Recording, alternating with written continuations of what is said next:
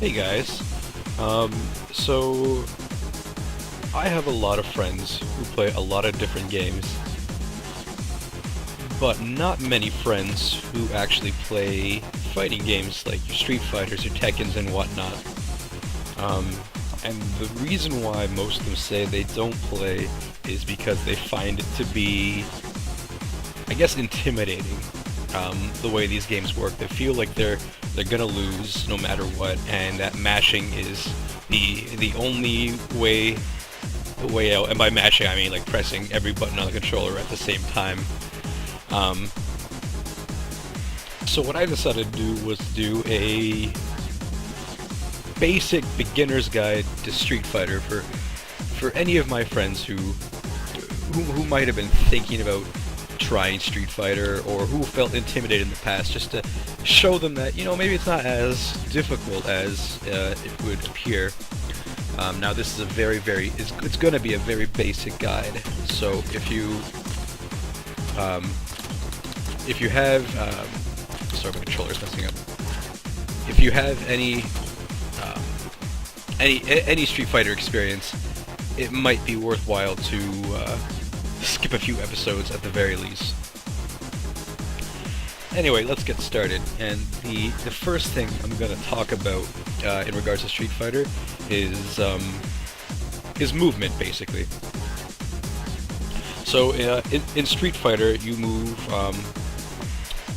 you move on two planes, forward and backward, obviously, and you can jump and you can crouch.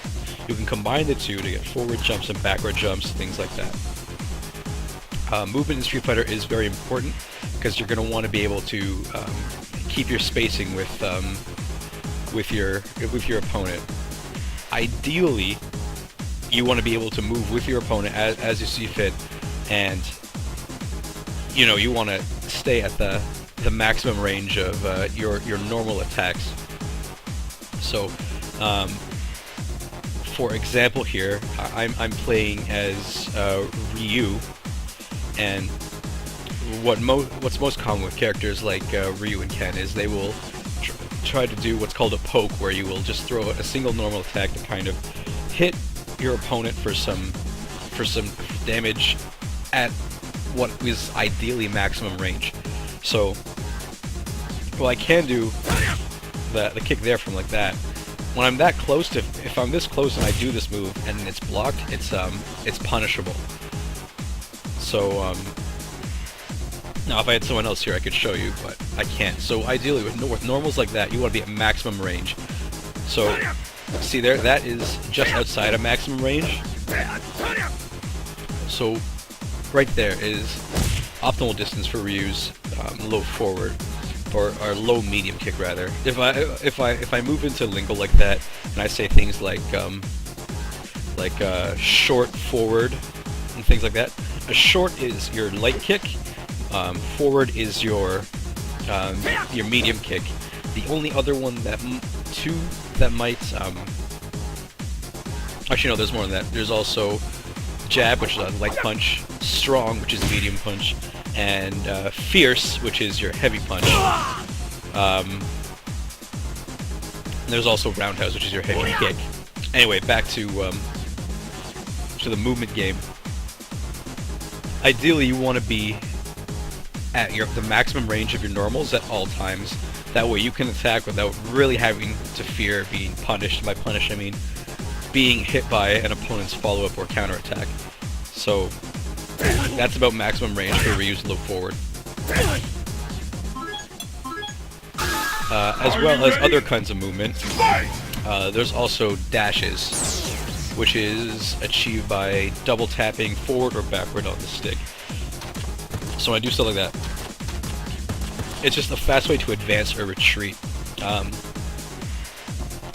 So important thing to know about dashing is that it's not always safe.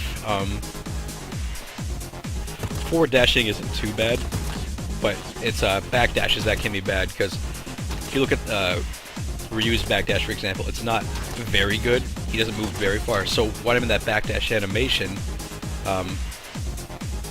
I'll show you what can happen.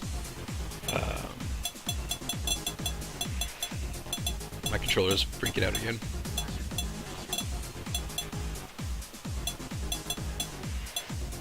Okay, so I'll set it to record, and I will just set Ken to backdash.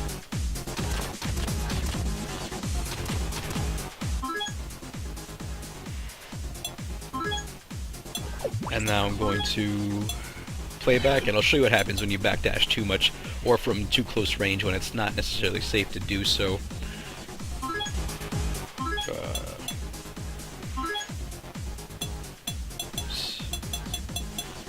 Restart. Let's get started. Fight! So wait. See, he backdashed and he was still he was even within max range. Like that, he could have been farther and I still could have hit him. So you basically only want to backdash when it is safe to do so.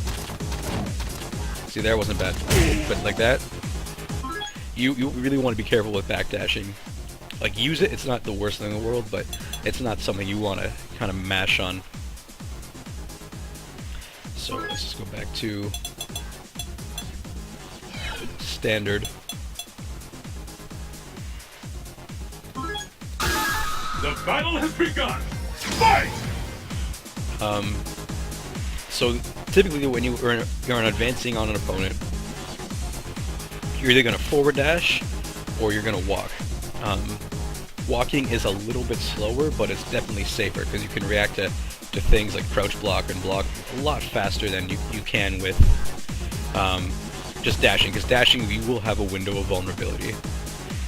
The absolute worst way to move in to an opponent to attack is to jump in.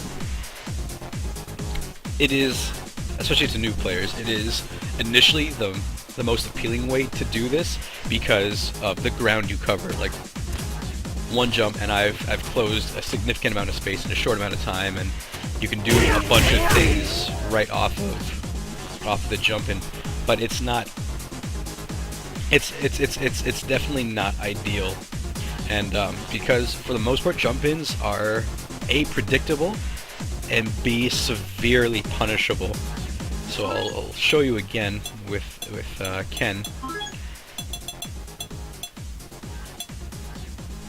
and I'll just have Ken jump in and try to fierce kick.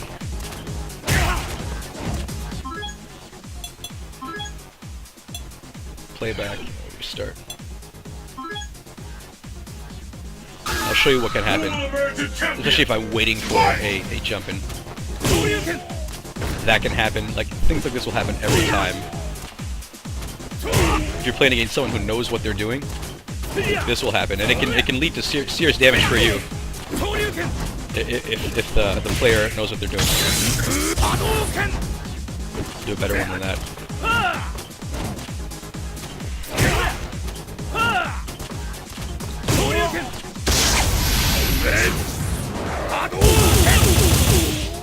So if you look at it, that was 368 points of damage for basically free.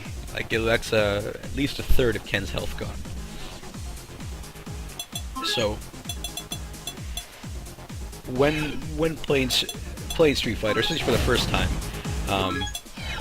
just be very aware of movement, really, in any new controller. Be very aware of movement in pretty much any way. Keep your spacing, because spacing is important. So just to recap, you can dash forward and backward, though it might not always be the safest way to move. Jumping forward is really good. Jumping back is a decent retreat, except against certain characters, which I will get into in a future episode. And just walking might not be the fastest, but it is the safest, and always try to keep your normals at maximum range, where you can't be punished. Alright, and that will pretty much cover movement in Street Fighter. Alright, so guys, stay tuned. In the next episode, I'm going to cover normals. Alright, take it easy.